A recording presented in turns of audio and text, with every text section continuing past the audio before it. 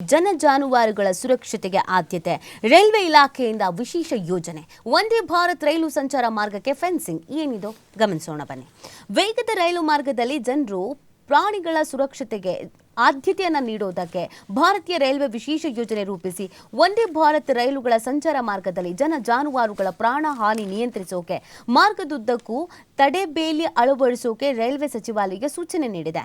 ನೈಋತ್ಯ ರೈಲ್ವೆ ವಲಯದ ಅಂದಾಜು 793 ಕಿಲೋಮೀಟರ್ ವ್ಯಾಪ್ತಿಯ ಮಾರ್ಗದಲ್ಲಿ ಕಬ್ಬಿಣ ಸರಳುಗಳ ತಡೆಬೇಲಿ ಹಾಗೂ ಗ್ರಾಮೀಣ ಪ್ರದೇಶಗಳ ಸ್ಥಳಗಳಲ್ಲಿ ಜನಸಂಚಾರ, ನಿರ್ದಿಷ್ಟ ಟ್ರ್ಯಾಕ್ಟರ್, ಬೈಕ್ ಸಂಚಾರಕ್ಕೆ ಚಕ್ಕಡಿ ವೇಗಗಳನ್ನು ನಿರ್ಮಿಸೋಕೆ ಯೋಜಿಸಲಾಗಿದೆ. ಇದಕ್ಕಾಗಿ 724 ಕೋಟಿ ರೂಪಾಯಿಗಳನ್ನು ವ್ಯಯಿಸಲಾಗ್ತಾ ಇದೆ. ವಂದೇ ಭಾರತ್ ರೈಲು ಸಂಚಾರ ಮಾರ್ಗದಲ್ಲಿ ತಡೆಬೇಲಿ ನಿರ್ಮಾಣದಿಂದ ಪ್ರಯಾಣಿಕರು ಮತ್ತು ಜನ ಜಾನುವಾರುಗಳ ಸುರಕ್ಷತೆ ಸಿಗಲಿದೆ. ಅಲ್ಲದೆ ರೈಲು ಹಳಿ ತಪ್ಪಿದಾಗ ಬದಿಗೆ ನುಗ್ಗಿ ಆಗುವ ಸಂಭವನೀಯ ಅಪಾಯವನ್ನು ನಿಯಂತ್ರಿಸಬಹುದಾಗಿದೆ. ಈ ಯೋಜನೆ 2026ರಲ್ಲಿ ಪೂರ್ಣಗೊಳ್ಳಬಹುದಾದ ವಿಶ್ವಾಸವನ್ನ ಡಾಕ್ಟರ್ ಮಂಜುನಾಥ್ ಕನಕಮಡಿ, ಸಾರ್ವಜನಿಕ ಮುಖ್ಯ ಸಂಪರ್ಕಾಧಿಕಾರಿ, ಇವರು ವ್ಯಕ್ತಪಡಿಸಿದ್ದಾರೆ. 2020ರೊಳಗೆ ಇದೆಲ್ಲನೂ ಕ್ಲಿಯರ್ ಮಾಡಿಬಿಡ್ತೀವಿ ಅಂತ ಹೇಳಿದ್ದಾರೆ. ಒಂದು 5 ಅಡಿ ಎತ್ತರದ ಬೇಲಿ ನಿರ್ಮಿಸ್ತಾರಂತೆ.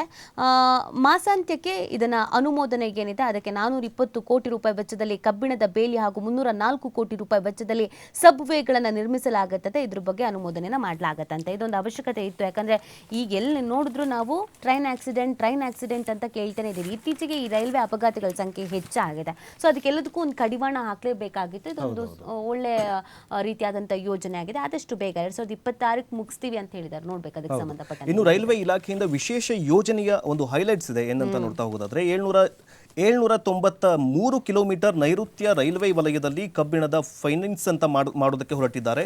ಜೊತೆಗೆ 420 ಕೋಟಿ ರೂಪಾಯಿ ಕಬ್ಬಿಣದ ಬೇಲಿಯನ್ನು ಹಾಕೋದಕ್ಕೆ ಹೊರಟಿದ್ದಾರೆ. 304 ಕೋಟಿ ರೂಪಾಯಿ ಸಬ್ವೇ ಮಾಡೋದಕ್ಕೆ ಮುಂದಾಗಿದೆ. ಇನ್ನು 724 ಕೋಟಿ ರೂಪಾಯಿ ವೆಚ್ಚ ಆಗ್ತಾಗಿದೆ. ಸೊ ಈ ಒಂದು ಯೋಜನೆಗೆ ಖರ್ಚಾಗ್ತಾ ಇದೆ. ಸೊ ಇನ್ನು ನೋಡೋಣ ಯಾವ ತರನಾಗಿ ಇದು ಸಕ್ಸಸ್ ಆಗುತ್ತಾ ಇಲ್ವಾ ಅಂತ. ಬಟ್ ಸಕ್ಸಸ್ ಆಗಬೇಕಾಗಿದೆ.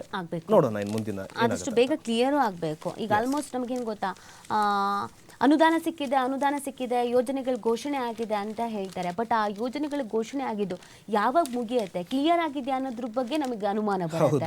ಬಹುತೇಕ ಹಾಗೆ ಆಗೋದು. ಸೊ ಇದು ಆ ಥರ ಆಗಬಾರದು.